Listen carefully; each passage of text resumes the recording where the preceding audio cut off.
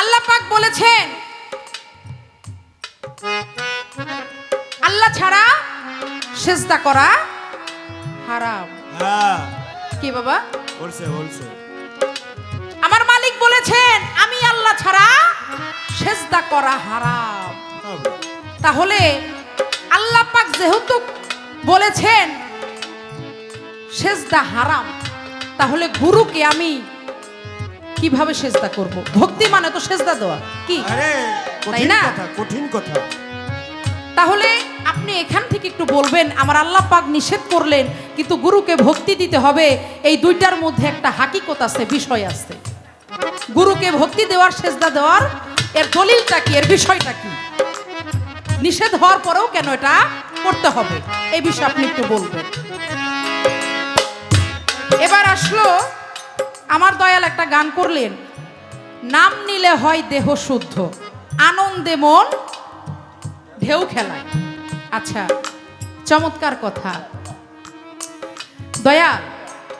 এখান থেকে আমার একটু খটকা আছে, সেটা হচ্ছে গুরুর কাছে মুরিদ হওয়ার পরে অনেকেই কিন্তু পাপ কাজে লিপ্ত হয়, অনেকেই অন্যায় করে। সবাই যে নাম নিলেই শুদ্ধ হবে বিষয়টা কিন্তু এরকম না, তাই না? সবাই নাম নিলেই যদি শুদ্ধ হইতো, গুরুর কাছে মুরিদ হইলে যত দুনিয়াতে ওই চোর বাটপার যত অসৎ লোক ছিল তারা সব খারাপ কাজকর্ম কইরা এসে দয়ালের কাছে মুরিদ হইলেই শেষ হয়ে যেত। আবার মুরিদ হওয়ার পরেও গুরুর কথাও শুনে, গুরুর বাড়িও আসে, সবকিছুই মানে, তারপরেও কিন্তু সে অনেক পাপ কাজে লিপ্ত হয়। তাহলে তো দয়াল সেও তো আপনার নাম নিতেছে, যে খারাপ করতেছে সেও কিন্তু আপনার নাম নিচ্ছে, নেওয়ার পরে তারও কি দেহ শুদ্ধ হবে? এখান থেকে আপনি একটু আমাকে বুঝাইন। আমার তো পুরোপুরি বুঝতে হবে, তাই না? আমি যে জিনিসটা জানতে চাচ্ছি আমি পুরোপুরি জানতে চাই। তো দয়ালের কথায় আমি কথার পরিপ্রেক্ষিতে একটি গান চলে আসছে, আমি আগে গানটা ধরি, তারপরে আমি গানের যে আলোচনাটা, গানটা কি বিষয়ের উপর লেখা হয়েছে আমি সেই কথার মধ্যে পড়ে যাচ্ছি। আগে গানটা গাই।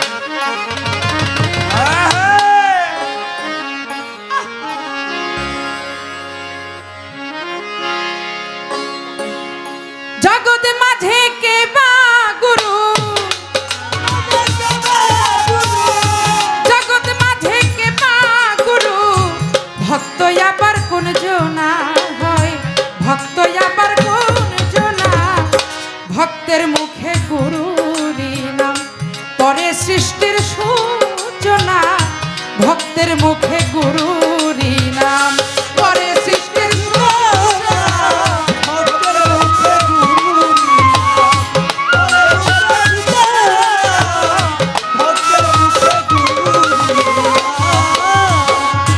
ওরে দয়াল একদিনে সব মুরিদ হইল, ভক্ত রূপে প্রকাশ পাইল, একদিনে সব মুরিদ হইল, ভক্ত রূপে প্রকাশ পাইল।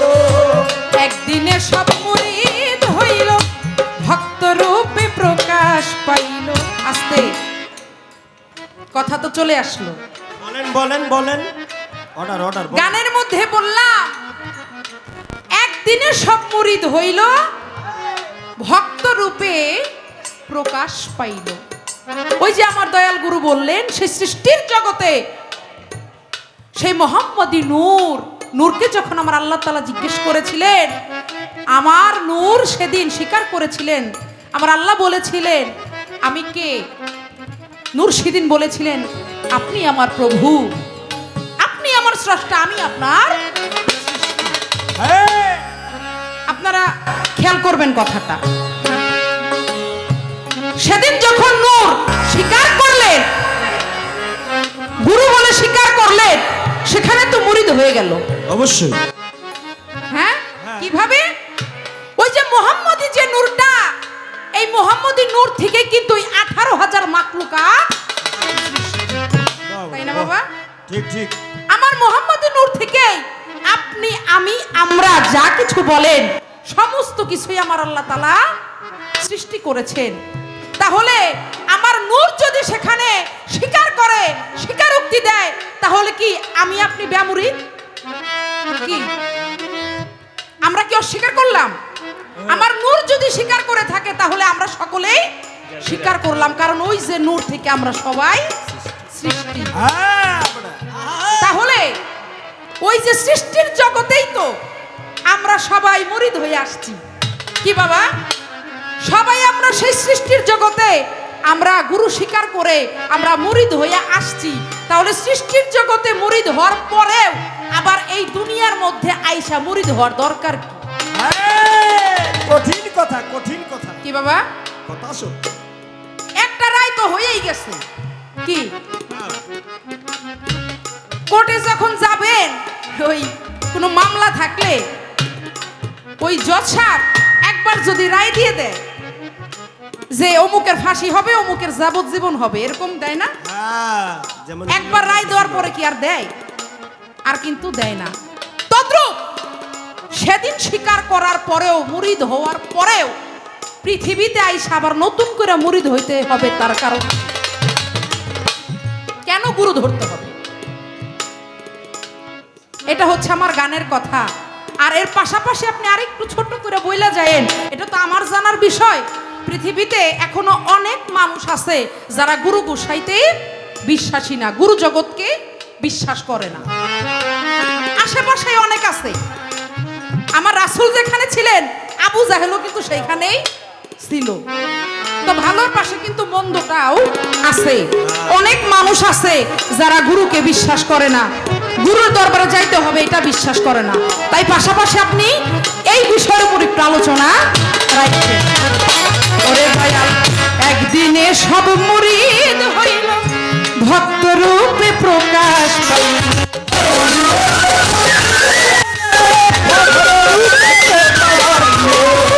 একদিনে সব মুরিদ হইল, ভক্ত রূপে প্রকাশ পাইল।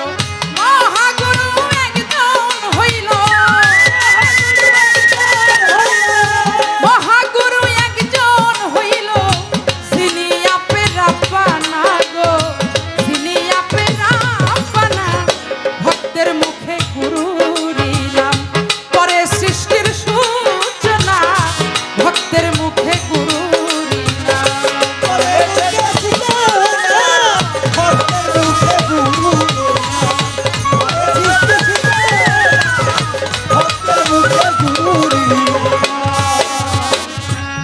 রে দয়াল, মাটি বাতাস আগুন পানি, তারপর সৃষ্টি করলেন তিনি।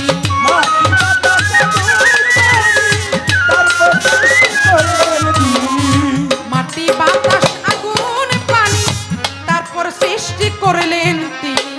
বেমুরিদান হইলে জানি,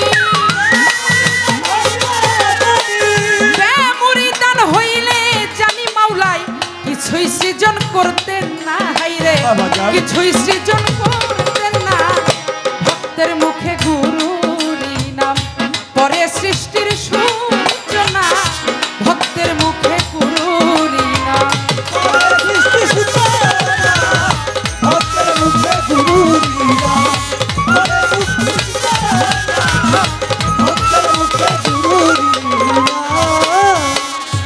ওরে দয়াল, আত্মারূপে সাইনি রঞ্জন, সে কি করবে পায়াত গ্রহ।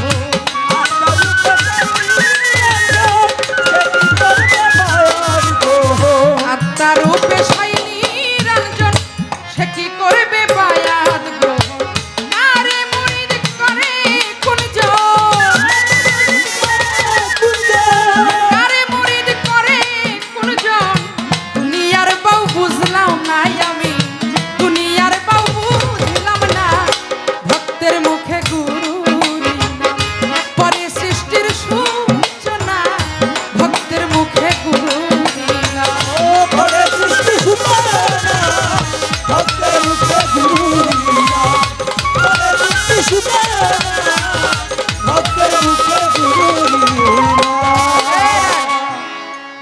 গানের মধ্যে কি বললাম? আত্মার সাই নিরঞ্জন সে কি করবে বায়াত গ্রহণ। দয়াল আপনি একটু খেয়াল করেন, গানের মধ্যে যে কথা আমারও কিন্তু একই কথা। আত্মারূপে সাই নিরঞ্জন সে কি করবে বায়াত গ্রহণ। কারে মুরিদ করে কোনজন, এই দুনিয়ার বাউ বুঝলাম না, আরে এই বিষয়টা আপনি বলবেন। এই যে কারে মুরিদ করে কোনজন, বাবা রে বাবা, কঠিন কথা। আপনি একটু আমাকে বোঝাবেন। শুধু তাই না, খবর আছে। আরো বললাম মাটি বাতাস আগুন পানি তারপর সৃষ্টি করলেন তিনি। বেমরিদান হইলে জানি কিছুই সৃষ্টি করতেন না। আগুন পানি বাতাস মাটি নূর, এই পাঁচটা বিষয় নিয়ে কিন্তু আমরা সৃষ্টি। এই যে আগুন পানি বাতাস মাটির যে কথাটা আসছে, এটার সৃষ্টির বিষয় আপনি একটু বইলা যায়।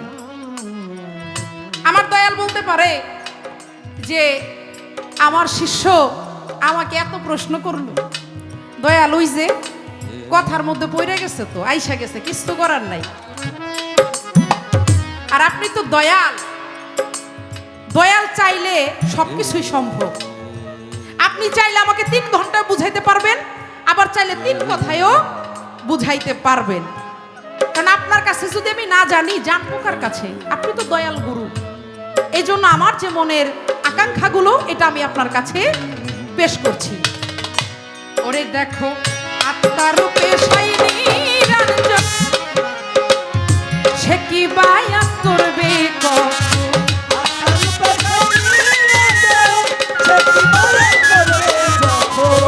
আত্মার রূপে সাই নিরঞ্জন সে কি করবে বায়াত। কারে মুরিদ করে কোনজন,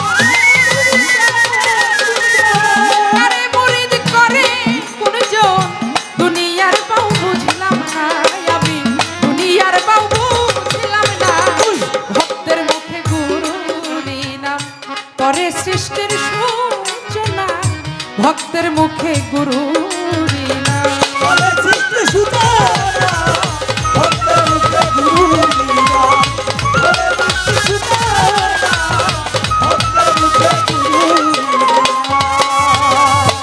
ওরে দয়াল সৃষ্টির মূলে সবই পুরাণ, আবারও মানব কিসে নতুন বিধান।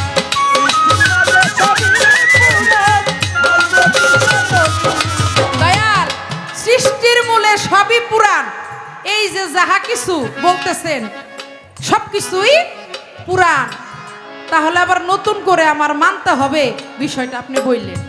ওরে দয়াল সৃষ্টির মূলে সবই পুরাণ, মানব কিসে নতুন বিধান। মাস্টার কবির হয় পেরেশান,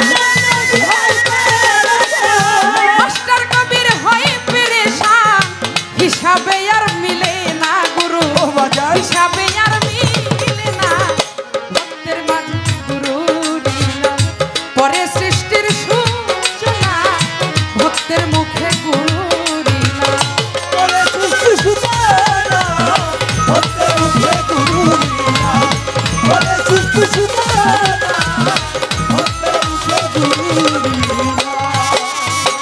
আস্তে আমার গানের মধ্যে যাহা কথা আছে, আমার দয়াল গুরুর কাছেই এই বিষয়ে আমার জানার রইল। এবারে আমার দয়াল বলেছেন ভক্তির বিষয়ে, যে ভক্তির বলে গুরুকে আপন করে নেওয়া যায়, ভক্তিতেই মুক্তি মিলে। দয়াল এখান থেকে আমি একটু জানতে চাই, ভক্তের মুখে গুরু নিলাম,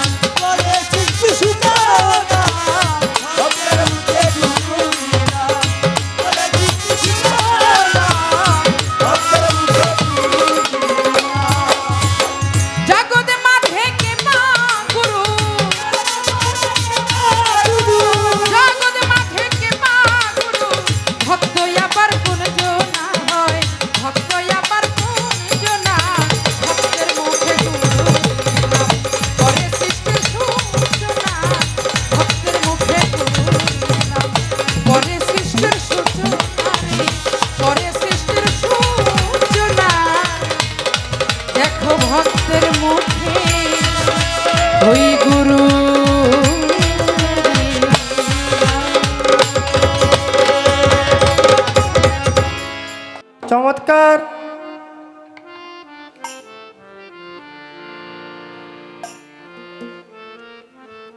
আমার শিষ্যের খুব ভালো একটি গান আমরা শুনলাম, প্রশ্নবোধক গান।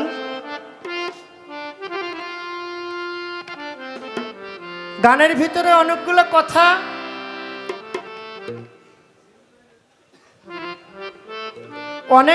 কথা আমার কাছে জানার আশা রাখলেন।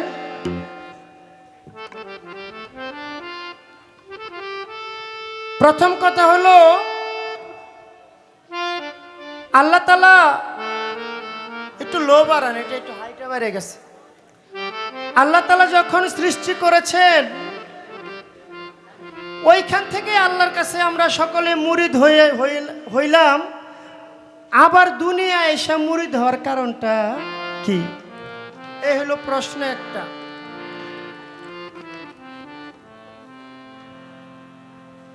এই দুনিয়ায় অনেক মানুষ আছে বাবা,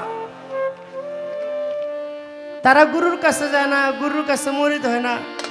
তারা যে মুরিদ হয় না, তার কারণটা কি? প্রশ্ন দুইটা। আরেকটি প্রশ্ন করলেন, আত্মারূপে সাই নিরঞ্জন, কারে মুরিদ করে কুঞ্জন। এই হইল তিনটা। আরেকটি প্রশ্ন রাখলেন, অনেকে আমরা বলি আল্লাহ সারা সেজদা হারাম। তাহলে অনেকে আমরা গুরু দরবারে গিয়ে মাজারে এখানে সেজদা করি। আল্লাহ যদি বলে থাকে আল্লাহকে ছাড়া সেজদা করা হারাম, তাহলে যে আমরা সেজদা করি, কারণটা কি? তাহলে যে আমরা সেজদা করি, এটা কি হারাম? এই হলো প্রশ্ন চারটা। আরেকটি প্রশ্ন গান করেছিলাম, নাম নিলে হয় দেহ শুদ্ধ। তাহলে গুরুর নাম নিলে যদি দেহ শুদ্ধ হয়, যারা পাপী বান্দা আছে, গুনাহগার আছে, পাপে লিপ্ত থাকে, তারাও কি গুরুর নাম নিলে দেহ শুদ্ধ হইব? আসলে বাবা, আমি কিন্তু সবার কথা বলি না যে সবাই গুরুর নাম নিলে দেহ শুদ্ধ হবে। যে যাকে ভালোবাসে সে যদি দয়ালের নাম নেয়, তার দেহটা শুদ্ধ হবে। আমি একজনকে চিনি না, একজনকে দেখি নাই, তার সাথে প্রেম ভালোবাসা নাই। রাস্তায় যদি আপনার কেউ মারে, আপনি তারে যতই ডাকেন, সে আপনার ডাকে সাড়া দিবে না। আর আমি চিনি আমার সারোয়ার কাকারে, আমি চিনি আমার আত্মীয় স্বজন যারা, তাদেরকে চিনা যদি ডাক দেয়, সে আমাকে আইসা উদ্ধার করবে। আর না চিনা ডাক দিলে কখনো সে আমার কাছে আসবে না। তাই আপনি যদি গুরুকে ভালোবাসেন, আপনার জন্য আপনার গুরু যেখানে থাক, ডাক দেন, চলে আসবে। আপনি গুরুর নামটা নেন, আপনার কাছে ভালো লাগবে। আপনি দয়াল বাবা টিপুসার নাম নেন, আপনার কাছে ভালো লাগবে, কিন্তু অন্যের কাছে ভালো লাগবে না। এটা একান্তই গুরু এবং ভক্তের বিষয়। সবাই নাম নিলে দেহ শুদ্ধ হইব, আমি এই কথা বলি না। তো অনেক কথা, একটি গান আমি আগে রাখি। তো আসলে এক স্টেজে অনেক কথা বললে, প্রশ্ন করলে আমারও অনেক কথা বলতে হয়, এতে অনেকে বিরক্ত হয়। তো আমি জানি না আজকে এতগুলো প্রশ্ন কেমন হইতেছে। যাই হোক, আমার মাস্টার ভাই যেহেতু আছে, এরকম হইতেই পারে।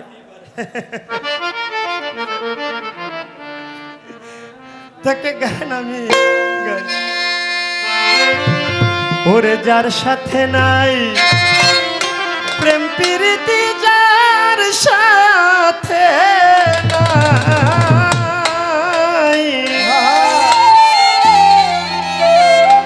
ওরে যার সাথে নাই প্রেম প্রীতি, তার পূজায় কি মন বসিবে?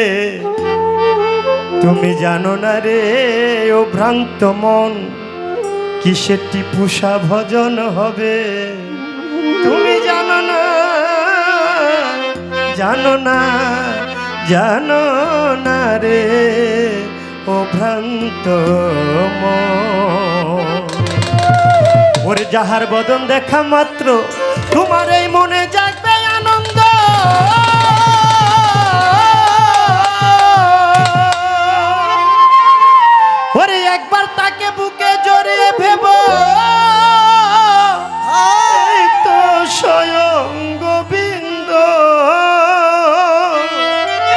তাহার বদন দেখা মাত্র তোমার এই মনে জাগবে আনন্দ।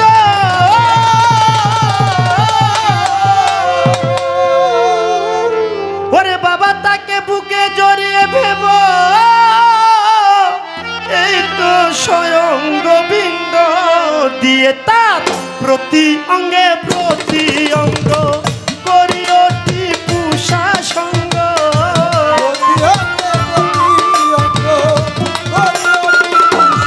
প্রতি অঙ্গে প্রতি অঙ্গ করিও গনিশা সঙ্গ। উঠলিবে প্রেম তরঙ্গ উঠলিবে তোমার, উঠলিবে প্রেম তরঙ্গ পাপি দেহ শুদ্ধ হবে। জানো না রে ও ভ্রান্ত মন কিসে টিপু ভজন হবে।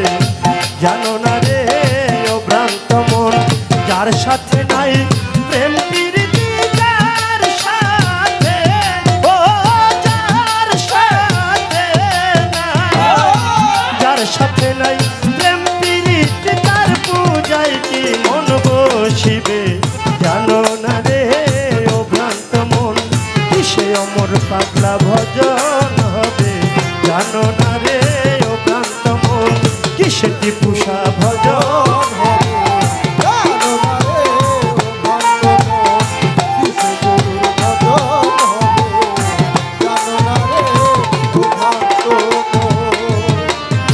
প্রেম সোহাগায় কাছে টেনে প্রিয় কিনবা প্রিয়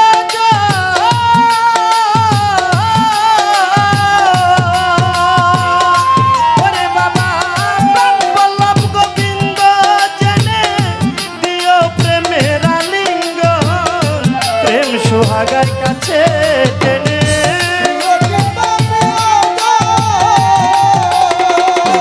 ওরে বাবা বল্লভ গোবিন্দ জেনে দিও প্রেমের আলিঙ্গন। তোমার মুখে যাহা মিঠা লাগে সপে দাও টিপু ভুগে।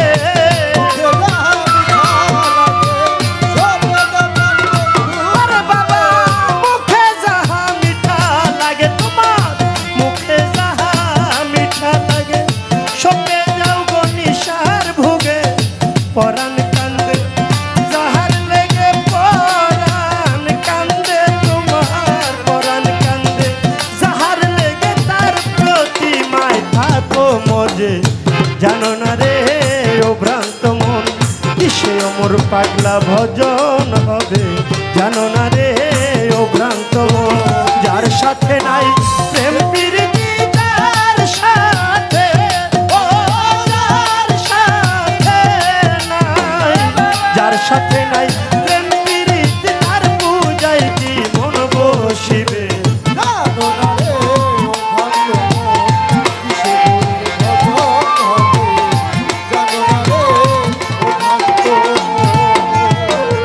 সবার চাইতে গোপন পীড়িত যার সাথে আধান প্রধান।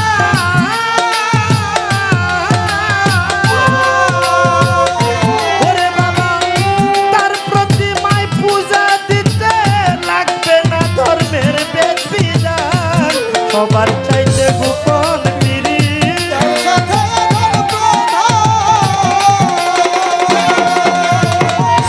ওরে বাবা তার প্রতিমায় পূজা দিতে লাগবে না ধর্মের বেদ বিধান আছে। পঞ্চরসে কাতর করাই এই মানবহারিতে ভরা।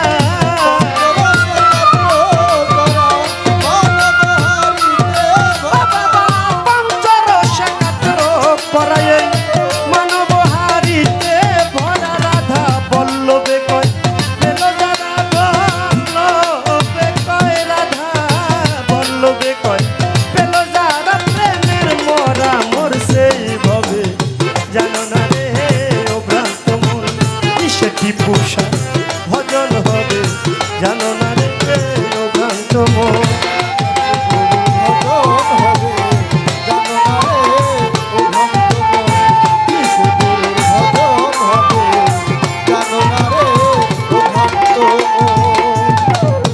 সবার চাইতে গোপন পীড়িত যার সাথে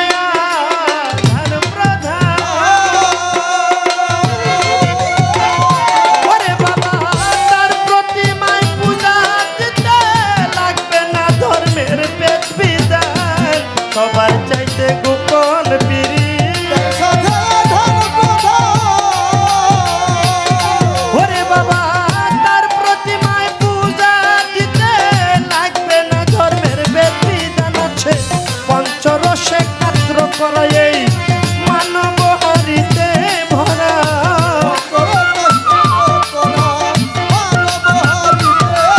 ওরে পঞ্চরসে কাত্র করা মানব হারিতে ভরা রাধা বল্লভে কয় পেল যারা বল্লভে কয় রাধা বল্লভে কয় পেল যারা প্রেমের মরা মরছে ভবে জানো না রে ও ভ্রান্ত মন কিসে মোর পাতলা ভজন হবে জানো না রে ও ভ্রান্ত মন যার সাথে নাই প্রেম প্রীতি, যার সাথে ও যার সাথে নাই যার সাথে নাই প্রেম প্রীতি, তার পূজায় কি মন বসিবে জানো না রে ও ভ্রান্ত মন কিসে কি পূষা ভজন হবে জানো না রে ও ভ্রান্ত মন কিসে গণিসা ভজন হবে জানো না রে ও ভ্রান্ত মন কিসে পাটলির মা ভজন হবে তুমি জানো না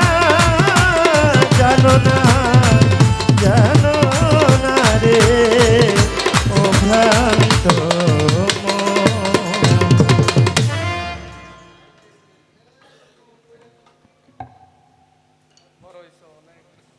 গানটি আমার হয়ে গেল। আমার শিষ্য একটি কথা বলছে যে আমার গুরুরে আমি যাই প্রশ্ন করি গুরু ইচ্ছা করলে কথাগুলোকে 2-3 ঘন্টা বলতে পারে, আবার ইচ্ছা করলে কয়েক মিনিটে শেষ করে দিতে পারে। ওই শেষেরটা থাকবো নাকি? তাই আমি ছোট করে যতটুকু সম্ভব বলার চেষ্টা করব। আল্লাহ তাআলা আমাদেরকে সৃষ্টি করেছেন, ওই সৃষ্টি জগৎ আলাস্তু বিরাব্বিকুম, আমি কি তোমার প্রভু নয়? নূরে বলেছে ইয়া কালুবালা, তুমি আমার প্রভু, আমরা তোমার বান্দা। তাহলে সেখান থেকে যদি সবাই মুরিদ হই, তাহলে দুনিয়ায় এসে আবার মুরিদ হওয়ার কারণটা কি? বাবা, আমার দয়াল নবী আল্লাহ তাআলা তার এক নাম হলো আহম্মদ। আহম্মদ কি? প্রশংসিত, চরম প্রশংসিত। তাহলে আল্লাহ তাআলা তার বন্ধুকে সৃষ্টি করেছে প্রেমের মাধ্যমে, আর দুনিয়ায় পাঠিয়েছে যত অলি আউলিয়া নবী রাসূল আসছে সবাইকে পাঠাইছে আমার নবীজির প্রশংসা করার জন্য। তাহলে এখানে বোঝা যায় কি আল্লাহ তাআলার বন্ধু, আল্লাহ তাআলা তার বন্ধুর নাম দিয়েছে আহম্মদ, চরম প্রশংসিত। তাতে হয়ে যেত, তাহলে দুনিয়া আসার পরে আবার সবাই প্রশংসা করে কেন? এটা হলো একটা বিধান। এই দুনিয়ায় আসছে যত নবী রাসূল আমার দয়াল নবীর প্রশংসা করার জন্য। আর মুরিদের যে বিষয়টা বাবা, ওইখানে আল্লাহ তাআলার কাছে আমরা ওয়াদা করেছি, হে আল্লাহ দুনিয়া আমাদেরকে পাঠাও, আমি ওইখানে গিয়ে তোমারই ইবাদত বন্দেগী করব। আল্লাহ তাআলা পাঠিয়েছে। এখানে আসার পরে মহামায়ায় পড়ে আমরা সেই দিনেও বন্ধুকে ভুলে গেছি। সেই দিনে বন্ধুকে পাওয়ার জন্যই একজন মানুষ আরেকজন কামেল পীরের কাছে গিয়া মুরিদ হইব।